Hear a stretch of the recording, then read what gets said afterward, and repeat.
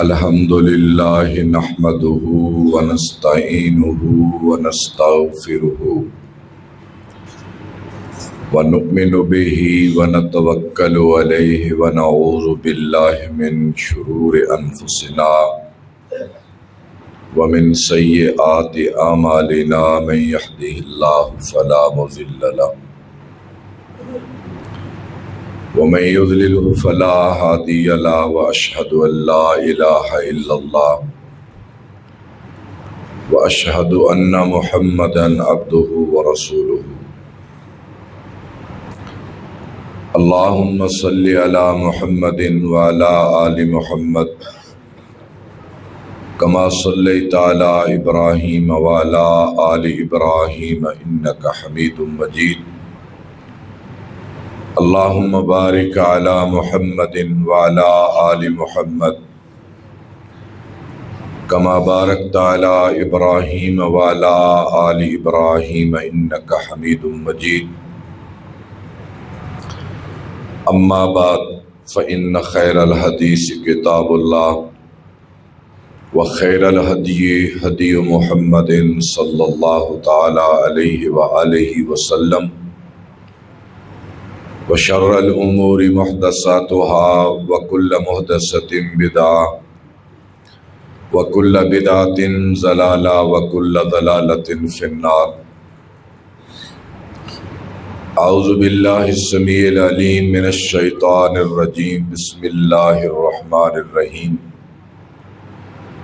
واضرب لهم مثل الرجلين جعلنا لأحدهما جنتين من عناب وحففناهما بنخل وجعلنا بينهما زرعا كلتا الجنتين آتت أكلها ولم تظلم منه صدق الله مولانا العظيم۔ اللہ تعالیٰ کی بے پناہ حمد و ثنا اور نبی اکرم صلی اللہ تعالی علیہ التحیۃ والسلام کی مبارک ذات پر ان گنت اور لا تعداد درود السلام کے بعد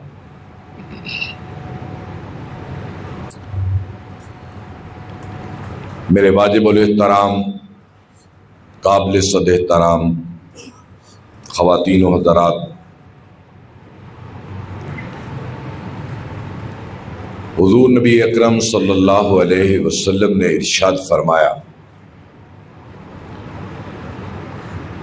عجبا لامر المومن،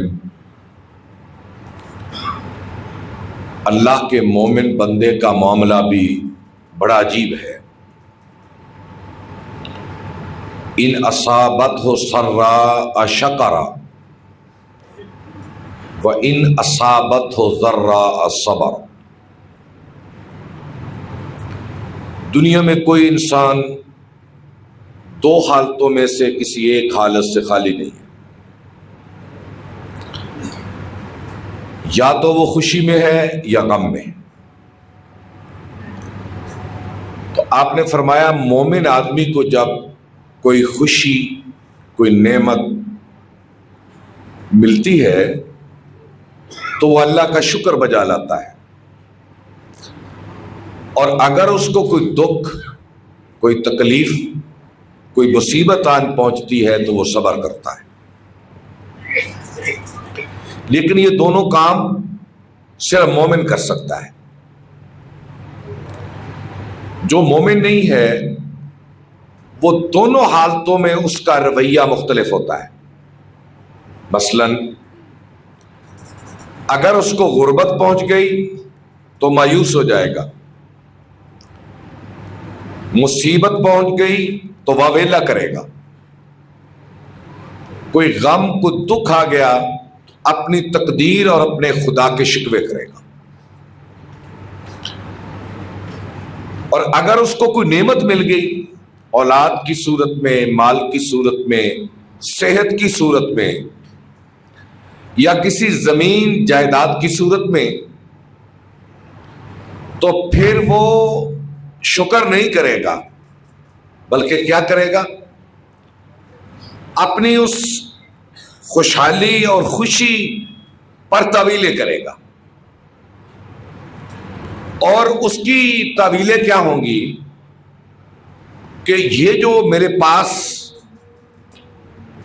جو کچھ پہنچا ہے نا، جو مجھے ملا ہے، یہ میری ہنر مندی ہے، یہ میرا ہنر ہے، یہ میرے علم کی وجہ سے ہے، یہ میرے فن کی وجہ سے ہے، یہ میری کاراگری ہے، یہ میری اچھی تدبیر ہے، اور میرے پاس دولت کو کمانے کا علم ہے، حالانکہ دنیا میں دولت کو کمانے کا کوئی علم نہیں ہے۔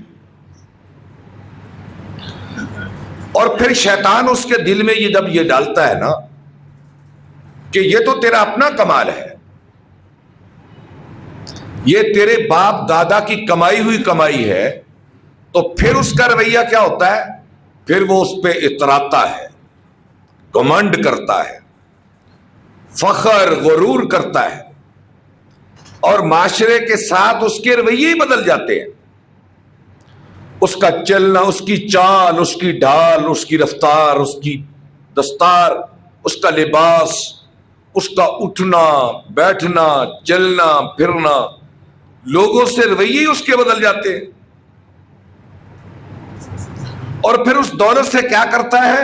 اللہ کی زمین میں فساد کرتا ہے۔ اس دولت کے ذریعے پھر وہ اللہ کی زمین میں فساد کرتا ہے، اور لوگوں کے ساتھ اچھائی نہیں کرتا جس طرح اللہ نے اس کے ساتھ احسان کیا ہے، وہ نہیں کرتا۔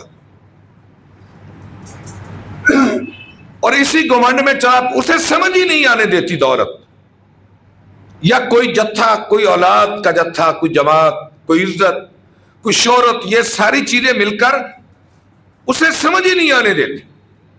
وہ اپنے طور پہ بڑا سمجھتا ہے، میں بڑا عاجز ہوں، میں بڑا شکر ادا کرتا ہوں، حالانکہ زبانی جمع خرچ پہ اللہ کا یقین نہیں رکھتا۔ اللہ ہمارا شکر کیا ہے؟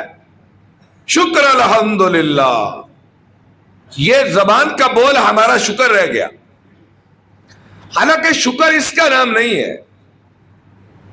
نہیں، شکر حسین رویوں کا نام ہے۔ اگر آپ کو اللہ نے مال، دولت، عزت، طاقت معاشرے میں دی ہے، تو اس کا شکر کا اظہار آپ کے رویوں سے ہونا ہے کہ آپ اللہ کے بندوں کے ساتھ رحم کتنا کرتے ہیں، کہ جو اللہ نے تمہیں دیا ہے تم اس سے بندوں کو کتنا دیتے ہو۔ تم ہٹ درم تو نہیں بنے، ضدی تو نہیں بنے، متکبر تو نہیں بنے، اپنی بات کو منوانے کا بیمار جذبہ تو تمہارے اندر نہیں آیا۔ اگر یہ سب کچھ ہے تو تم خدا کا شکر نہیں بلکہ خدا کا کفر کر رہے ہو۔ آپ نہیں، میں، آپ اور پوری انسانیت۔ اور اس پر اللہ تعالیٰ نے ایک واقعہ بیان کیا ہے۔ اس رویے پہ اللہ نے ایک واقعہ بیان، کس کا؟ قارون کا۔ اس نے کیا کیا تھا؟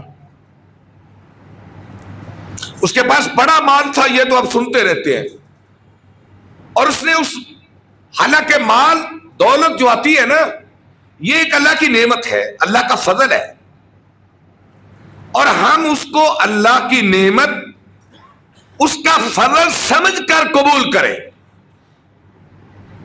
اور اس احساس سے جیے اور رہیں کہ اس میں میری کوئی خوبی نہیں ہے، اس میں میرا کوئی کمال نہیں ہے، یہ فقط میرے اللہ کی نعمت ہے اور اس کا فضل ہے۔ اچھا، یہ کتنے آدمیوں کے دماغوں میں یہ احساس ہر لمحہ رہتا ہے؟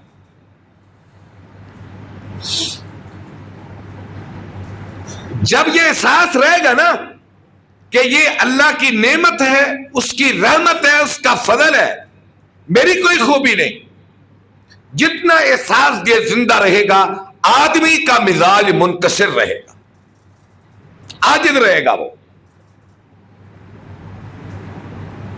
اور اگر کہے گا نہیں یہ میری اپنی خوبی ہے، یا میں ہی اس کے اہل تھا، اور میں نے اسے اپنے ہنر سے کمایا، تو پھر وہ شخص اپنی دولت سے اللہ کی زمین میں فساد کرے گا، اور فساد پر پھر کیا ہوتا ہے؟ اللہ کی پکڑ آتی ہے، اللہ کا غضب اترتا ہے، اللہ ناراض ہوتا ہے، اور اللہ کی ناراضگی پھر زوال نعمت کا سبب بنتی ہے۔ کیا خیال ہے؟ جب اللہ ناراض ہوتا ہے تو پھر نعمت چھنتی ہے، بڑھتی نہیں۔ یہ قارون کا جو واقعہ بیان کیا نا، توجہ کرنا کہ اس نے کیا کیا، ایک دن اپنا سارا مال، جو اونٹ تھے، گھوڑے تھے، خچر تھے، باندیاں تھی، غلام تھے، خدام و حشم تھے، سونا چاندی تھا، اپنی دولت کا اظہار کرنے کے لیے اس نے ایک دن نکلا۔ کیسے نکلا ہوگا؟ جس کو اللہ کہتا ہے ما ان مفاتحہ لتنوء بالعصبہ، کہ اس کے خزانوں کی چابیاں ایک اونٹوں کی جماعت اٹھاتی تھی۔ کتنا مال جس کو اللہ نے مثال دینے کے لیے منتخب کیا، وہ کتنا مالدار ہوگا۔ وہ جب نکلا نا، اللہ کو تو یہ چال ہی نہیں پسند کہ کوئی کبر و ریا سے نکلے، اللہ کو یہ چال پسند ہی نہیں ہے، کوئی بھی کرے۔ وہ نکلا نا تو اسے 3 باتیں کہی گئی۔ اس نے نکلتے وقت بھلا کیا کہا؟ اسے 3 باتیں کہی گئی۔ اللہ کے ایک بندے نے 3 باتیں کہی۔ پہلی بات کہی وَلَا تَبْغِ فِي الْأَرْضِ الْفَسَادِ، او خدا کے بندے یہ فساد ہے۔ اچھا، جب وہ نکلا ہوگا، جو غربت کی لکیر سے نیچے لوگ زندگی گزار رہے اس زمانے میں، ان کا حال کیا ہوگا اسے دیکھ کر کہ یا اللہ اس کے پاس کیا، ہمارے پاس 2 وقت کا کھانا بھی نہیں ہے، کیا کریں؟ یہ فساد ہے نا۔ اور دوسری بات اسے کہی گئی وَأَحْسِن كَمَا أَحْسَنَ اللَّهُ إِلَيْكَ، اس فساد کی بدلے کیا کر، اس دولت کے ذریعے اللہ کے مجبور بندوں کے ساتھ اس طرح احسان کر جس طرح خدا نے تیرے پہ احسان کیا۔ یہ ایک اللہ کے نیک بندے نے اسے کہا۔ اب اس نے آگے سے جواب کیا دیا، بجائے اس کے کہتا کہ تو نے ٹھیک کیا ہے، یہ دولت، یہ مال، یہ فضل میرے اللہ کا احسان ہے مجھ پر، اور میں بھی اس کے ساتھ اللہ کی خلق کے ساتھ احسان کروں، اسے بانٹوں، اس کے ذریعے میں انسانیت کا فائدہ کروں۔ دیکھو جو مالدار آدمی انسانیت کی مدد کر سکتا ہے، دکھی انسانیت کی، وہ غریب تو نہیں نہ کر سکتا۔ تو بھی احسان کر اللہ کی خلق کے ساتھ۔ اس نے کیا جواب دیا؟ اس نے آگے سے کہا انما اوتیتہ علی علم عندی، او بھائی یہ تو میں نے اپنے علم سے دولت کمائی ہے، یہ میں نے اپنے علم سے دولت کمائی ہے، میں غریبوں کو کیوں دوں؟ غریب کون ہوتے ہیں؟ اچھا میرے اللہ کو اس کا یہ جملہ پسند نہ آیا، اللہ کو اس کا یہ جملہ پسند نہ آیا۔ قرآن کیا کہتا ہے؟ فَخَسَفْنَا بِهِ وَبِدَارِهِ، ہم نے اس کے محلات، اس کا سونا، اس کی چاندی، اس کی دولت اور اس کی ذات کو زمین کے اندر دھنس دیا، اور قیامت تک وہ زمین کی گہرائیوں میں جاتا رہے گا۔ کس بنیاد پر؟ کس بنیاد پر؟ اس بنیاد پر کہ اللہ کی نعمت، اللہ کا فضل پانے کے بعد اس نے شکر کی بجائے کفر کیا۔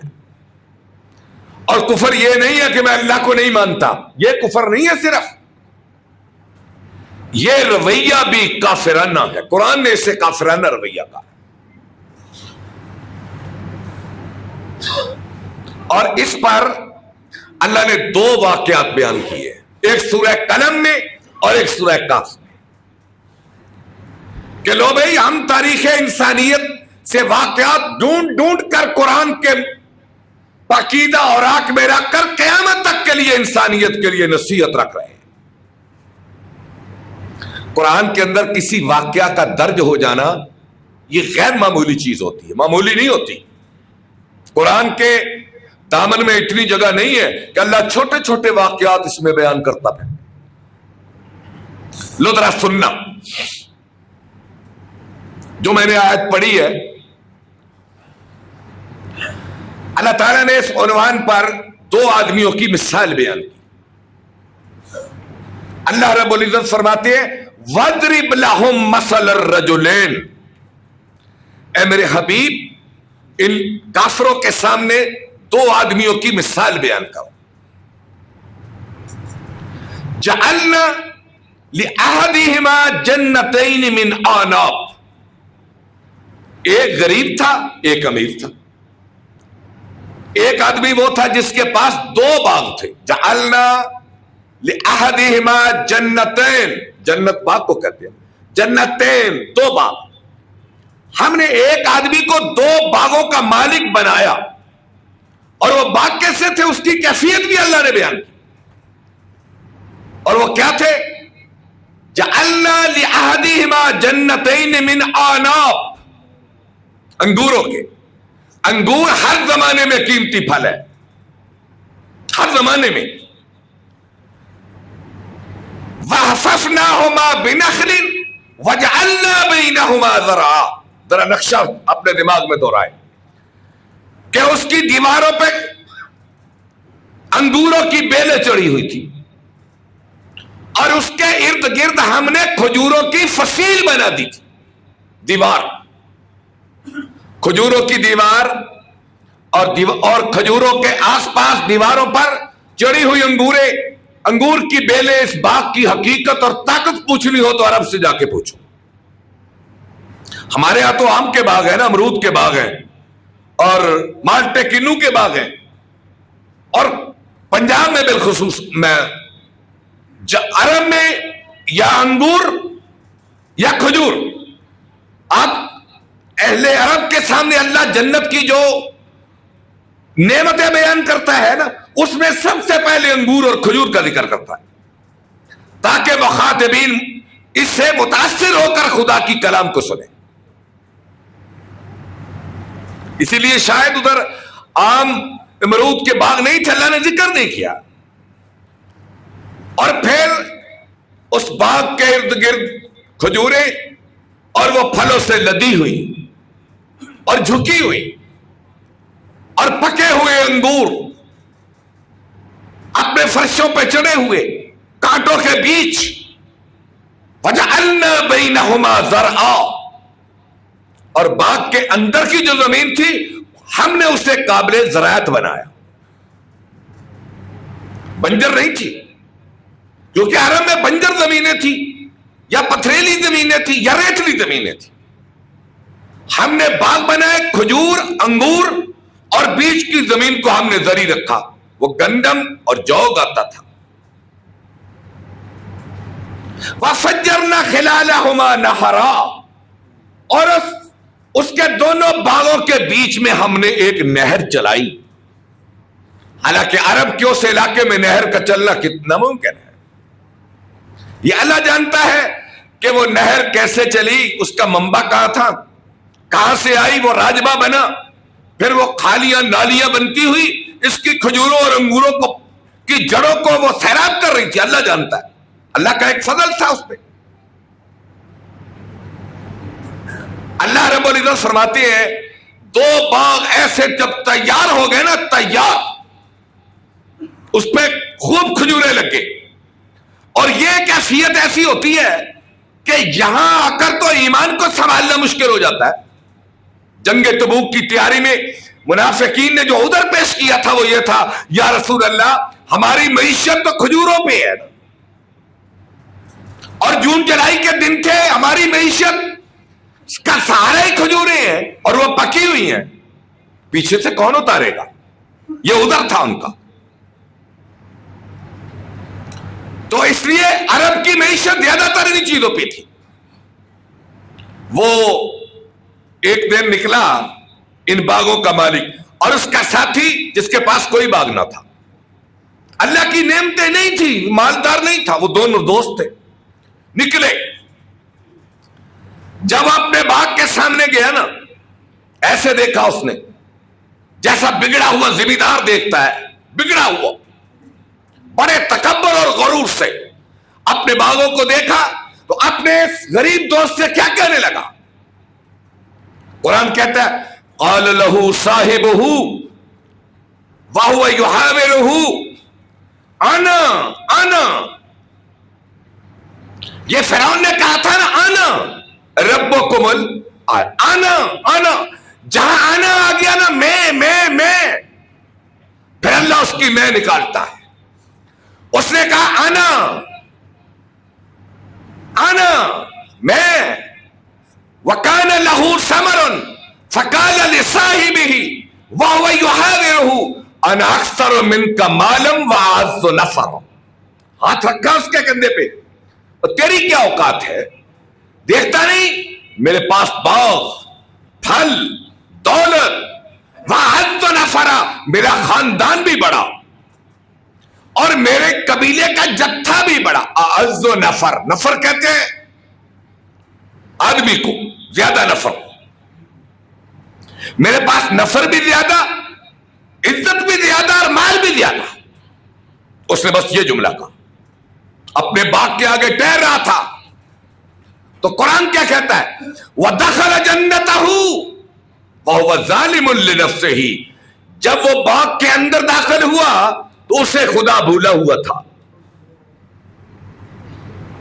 اسے خدا یاد نہیں تھا، ظالم بن کے داخل ہوا، اکڑتا ہوا چلا. اپنی مال، دولت، خاندان، قبیلے، حسب اور نسب پہ اس نے فخر کرتے ہوئے داخل ہوا. وَدَخَلَ جَنَّتَهُ وَهُوَ ظَالِمٌ لِنَفْسِهِ. اور کیا کہنے لگا اپنے ساتھی سے مَا أَظُنُّ أَن تَبِيدَ هَٰذِهِ أَبَدًا. میرے اس باغ کو کوئی ہرا نہیں سکتا، یہ قیامت تک رہے گا. میں نے بڑی تدبیر سے لگایا ہے، میں نے اس کے ارد گرد کھجوریں لگائی ہیں، پہاڑیں لگائی ہیں، نہر چلائی ہے، یہ ہمیشہ پھل لائے گا، یہ کبھی اس کو کچھ نہیں ہو سکتا. وَمَا أَظُنُّ السَّاعَةَ لَئِن رُدِدتُّ إِلَىٰ رَبِّي لَأَجِدَنَّ خَيْرًا مِّنْهَا مُنقَلَبًا. اور مجھے امید ہے جب قیامت کو بھی آؤں گا نا، اللہ اس سے بہتر مجھے باغ دے گا. دیکھو ذرا اس کا تکبر، اس کا حال دیکھو، اپنا رویہ دیکھے اور اپنی امیدیں دیکھے. ایک طرف اللہ کی بڑائی کو چیلنج کر رہا ہے اور ایک طرف کہہ رہا ہے جنت میں بھی میں ہی سب کچھ ہوں گا. اسی لیے میرے آقا نے فرمایا وَالْعَاجِزُ مَنِ اتَّبَعَ نَفْسَهُ هَوَاهُ وَتَمَنَّىٰ عَلَى اللَّهِ الْكَيِّسُ مَنْ دَانَ نَفْسَهُ. میری امت کا دانا وہ ہے جو اپنا محاسبہ کرتا رہے، اپنا حساب اپنے دل میں لگا کر تو دیکھو. یعنی مومن وہ ہے جو اپنا محاسبہ کرتا رہے، میں غلط تو نہیں ہوں، میرے رویے کہیں انسانوں سے غلط تو نہیں ہے، میں دولت کی بندر بانٹ تو نہیں کر رہا. اپنا محاسبہ کرے. آپ نے فرمایا الکیس دانا من دان نفسہ، جو اپنے نفس کا محاسبہ کرتا رہے. وعمل لما بعد الموت، اور موت کے بعد کی زندگی کے لیے کچھ سامان کرتا رہے. والعاجز، اور میری امت کا بے وقوف کون ہے؟ من اتبع نفسہ، خوش اپنے نفس کو کرے، وتمنا علی اللہ، اور قیامت کے دن فضل اللہ سے اس کی تمنا رکھے کہ میں اس دنیا میں اپنی نفس کی بات مانوں، اپنے جی کو خوش کروں، جو میرے دل میں آئے وہ کروں، اور قیامت کے دن میں امیدیں رکھوں کہ خدا مجھے جنت الفردوس دے گا. ایسا نہیں ہے. یہ امت کا بے وقوف عاجز ہے. کہنے لگا وَلَئِن رُدِدتُّ إِلَىٰ رَبِّي لَأَجِدَنَّ خَيْرًا مِّنْهَا مُنقَلَبًا. قیامت کے دن اس سے بہتر خدا مجھے باغ دے گا. اچھا، اب یہ غریب کیا کہتا ہے؟ یہ مقابلتاً ایک محاورہ، ایک مکالمہ چل رہا ہے، یہ ایک مکالمہ چل رہا ہے، اللہ کا انداز بیان ہے. وہ کیا کہتا ہے؟ کہتا ہے اکفرت بالذی خلقک من تراب ثم من نطفۃ ثم سواک رجلا. ہائے اور ظالم تمہیں کیا ہوا؟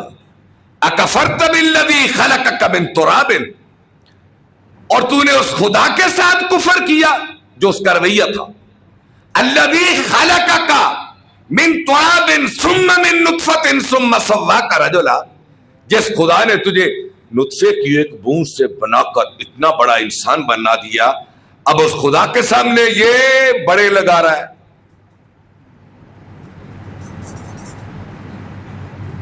لیکن هو اللہ ربی ولا اشرک بربی احدا، نہیں وہ غریب کہتا میرا رب تو وہی ہے، میں اپنے خدا کی ناشکری کبھی نہیں کروں گا، میں تو نہیں کروں گا۔ آگے کمال ہے، آگے کمال قرآن کہتا ہے، اب وہ غریب اس سے کہتا ہے ولولا اذ دخلت جنتک، اب یہ نصیحت کر رہا ہے نا، نصیحت چودھری صاحب کو یہ نصیحت کر رہا ہے، کہتا ہے ولولا اذ دخلت جنتک قلت ما شاء اللہ لا قوت الا باللہ، کاش تو اپنے باغ میں داخل ہوتے یہ کہتا نا ماشاء اللہ ماشاء اللہ ماشاء اللہ، کہ وہی ہوتا ہے جو اللہ چاہے، لا قوت الا باللہ، اللہ کے سوا کسی کے پاس اللہ کے سوا کسی کے پاس کوئی قوت نہیں ہے کسی کے بگاڑنے اور سنوارنے کی، یہ کہتا۔ اس لیے میرے آقا نے فرمایا جب خدا کی کسی نعمت کو دیکھو تو ماشاء اللہ کہا۔ تو اس لیے میں آپ جب اپنے جوان بچوں کو دیکھیں تو ماشاء اللہ، اپنے باغ کو دیکھیں تو ماشاء اللہ، اپنی دکان کو دیکھیں ماشاء اللہ، اپنی صحت جوانی کو دیکھیں ماشاء اللہ، اپنے والدین کو حیات دیکھیں تو ماشاء اللہ، اپنی عزت شہرت کو دیکھیں تو ماشاء اللہ۔ آگے لفظ لا قوت الا باللہ، اللہ کے سوا کسی کے پاس کوئی قوت نہیں۔ لہ ما فی السماوات وما فی الارض، للہ ما فی السماوات وما فی الارض وللہ میراث السماوات والارض۔ اس لیے جینا کیسے ہے؟ یہ گمان کر کے اے اللہ میں کچھ نہیں، اے اللہ میں کچھ نہیں، میرا کچھ نہیں ہے، میں کچھ نہیں اور میرا کچھ نہیں، سب کچھ تو ہے اور ہر چیز تیری ہے، تیرے ہاتھ میں۔ اچھا جی، یہ جو جملے آپ پڑھتے ہیں نا لا حول ولا قوت الا باللہ، حضور نے فرمایا میرے اللہ نے مجھے عرش کے خزانوں سے یہ دیا ہے۔ اس کا ترجمہ سن لیں، اہمیت کتنی ہے اس لفظوں کی، لا حول ولا قوت، کسی انسان کے پاس کوئی طاقت نہیں کہ میرے دل کو نیکی کی طرف موڑ سکے، اور کسی انسان کے پاس کوئی طاقت نہیں ہے کہ میرے دل کو برائی سے بچا سکے الا باللہ، مگر اللہ۔ یہ ترجمہ ہے اس کا۔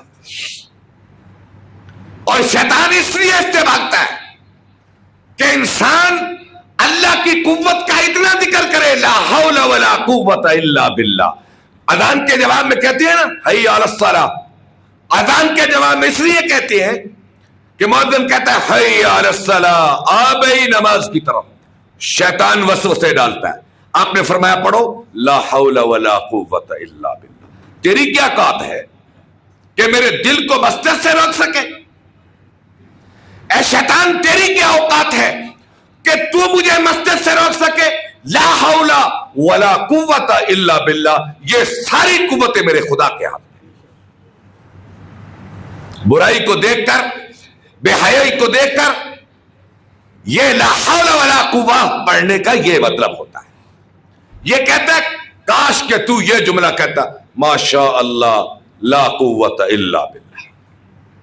خیر آگے کہتا ہے ان ترنی انا اقل منک مالا وولدا، اچھا اگر میرے پاس باغ نہیں ہے، اولاد نہیں ہے، جتھا نہیں ہے، خاندان نہیں ہے، انا اقل منک مالا وولدا فعصى ربی ان یؤتینی خیرا من جنتک ویرسل علیہا حسبانا من السماء فتصبح سعیدا زلقا۔ ترجمہ سنے، مفہوم اس کا یہ ہے، کہتا ہے کوئی بات نہیں، اگر میرے پاس باغ نہیں، دولت نہیں، خاندان نہیں، قبیلہ نہیں، افراد نہیں، کوئی بات نہیں، تیرے اس رویے کی وجہ سے جو اللہ کے ساتھ تو برت رہا ہے، ہو سکتا ہے اللہ آسمان سے کوئی آفت بھیج کر تیرے باغ کو تباہ کر دے، اور اس میں چلنے والی نہر کا پانی سوکھا کر دے، اس میں چلنے والی نہر اس کو پانی ختم کر دے۔ یہ آیت لکھی ہوئی ہے آخر میں سورہ ملک کی آخری سورت ہے۔ اللہ کہتا ہے افرائیتم قل ارائیتم ان اصبح ماؤکم غورا فمن یاتیکم بماء معین، اگر زمین کے اندر سے جو تم پانی نکالتے ہو میں اس کو خشک کر دوں تو کون ہے جو زمین سے پانی نکال سکے؟ بھئی میں تو یہ سمجھتا ہوں کہ تیرے رویے کی وجہ سے یہ ہو سکتا ہے۔ تو قرآن کہتا ہے دیکھتے دیکھتے دیکھتے اسی لمحہ ہم نے آسمان سے آفت اتاری، اس کی انگور کی بیلیں الٹ دی گئی، کھجوریں توڑ دی گئی، نہر خشک کر دی گئی، زرعی زمین بنجر بنا دی گئی، وَأُحِيطَ بِثَمَرِهِ، اور سب کچھ تباہ کر دیا گیا۔ فَأَصْبَحَ يُقَلِّبُ كَفَّيْهِ عَلَىٰ مَا أَنفَقَ، ہاتھ ملتا ہوا رہ گیا اور کہنے لگا وَيَقُولُ يَا لَيْتَنِي لَمْ أُشْرِكْ بِرَبِّي أَحَدًا، کاش کہ میں اپنے خدا کا انکار نہ کرتا۔ میرے بھائیوں، اللہ کی ناراضگی نہیں دیکھی، اور اسی لیے میرے آقا نے یہ دعا سکھائی ہے، یاد کر لیں، پیارے رسول کی پیاری دعا میں کتاب موجود ہے، یہ دعا موجود ہے، اللہم انی اعوذ بک من زوال نعمتک وتحول عافیتک وفجاءت نقمتک وجمیع سخطک۔ اے اللہ میں نعمت کے چھن جانے سے تیری پناہ مانگتا ہوں۔ اب دیکھنے والوں کو نبینا ہوتے نہیں دیکھتے، چلنے والوں کو لنگڑایا ہوا نہیں دیکھتے، دونوں ہاتھوں سے پکڑے ہوئے فالج زدہ مریضوں کو نہیں دیکھتے۔ اے اللہ میں نعمت کے چھن جانے سے تیری پناہ مانگتا ہوں۔ وتحول عافیتک، یہ عافیت کی زندگی، اللہ ہر مسلمان کو اس کے گھر میں عافیت کی زندگی عطا فرمائے، غموں سے خالی، دکھوں سے خالی، خوشیوں کی زندگی ہے۔ یا اللہ اس عافیت کے چلے جانے سے تیری پناہ مانگتا ہوں۔ جن گھروں سے عافیت کے سامان اٹھ گئے ہیں نا، ذرا ان سے پوچھ کے دیکھو، جن گھروں سے جوان جنازے اٹھ گئے ان سے پوچھ کے دیکھو، جن گھروں میں غربت کے ڈیرے ہیں ان سے پوچھ کے دیکھو، جن گھروں میں چولہے پہ ہنڈیاں نہیں چڑھتی ان سے پوچھ کے دیکھو۔ وفجاءت نقمتک، یا اللہ اچانک تیرے انتقام سے پناہ مانگتا ہوں۔ وجمیع سخطک، یا اللہ تیرے غصے سے پناہ مانگتا ہوں۔ یہ پناہ میں رہنا چاہیے۔ اب دیکھتے نہیں KPK میں کیا ہوا، صوبہ سرحد میں کیا ہوا، آباد گھر ویران ہو گئے، آباد بستیاں بہا دی گئی، اور ایسا سیلاب کون روک سکا اس بارش کو؟ گلیشیئر کے پگھلنے کو کون روک سکا؟ دریاؤں کے دھانے موڑ دیے گئے، راستے بدل دیے گئے، اور کتنے لوگ بے گھر ہو گئے، سیلاب نے زندگیاں تباہ کر کے رکھ دی۔ یہ اللہ کا غصہ نہیں تو اور کیا ہے؟ یہ اللہ کی ناراضگی نہیں تو اور کیا ہے؟ ایک غریب آدمی سے اس کی چھت چھن جائے، چھت گھر، تو آپ اندازہ کریں چھت کتنی بڑی نعمت ہے۔ جس کے پاس چھت نہیں اس سے پوچھو کتنی بڑی نعمت ہے، گھر والا کیا بتائے گا کہ وہ نعمت کیا ہے؟ بستیوں کی بستیاں بہ گئیں، اس لیے اللہ کے غصے سے پناہ مانگنی چاہیے، اللہ کے غضب سے پناہ مانگنی چاہیے۔ اور نعمت کے چھن جانے سے اللہ کی پناہ مانگنی چاہیے۔ اس لیے میرے بھائیوں، جب رویے انسانوں کے بدلتے ہیں، اخلاق بگڑتے ہیں، ان کے مزاجوں میں غرور اور تکبر آتا ہے، اللہ سے دور ہوتے ہیں، اللہ سے مانگتے نہیں، تعلق نہیں جوڑتے، اللہ کو سمجھتے کچھ نہیں۔ آج دیکھیں اللہ سے تعلق ہمارا کیا رہا ہے؟ اللہ ہمیں کہاں یاد ہے؟ کھیتی باڑی میں، تجارت میں، لین دین میں، خاندانی تعلق میں، ازدواجی زندگی میں، آئلی زندگی میں، خاندان کے معاملات میں، لین دین میں اللہ ہے کہاں؟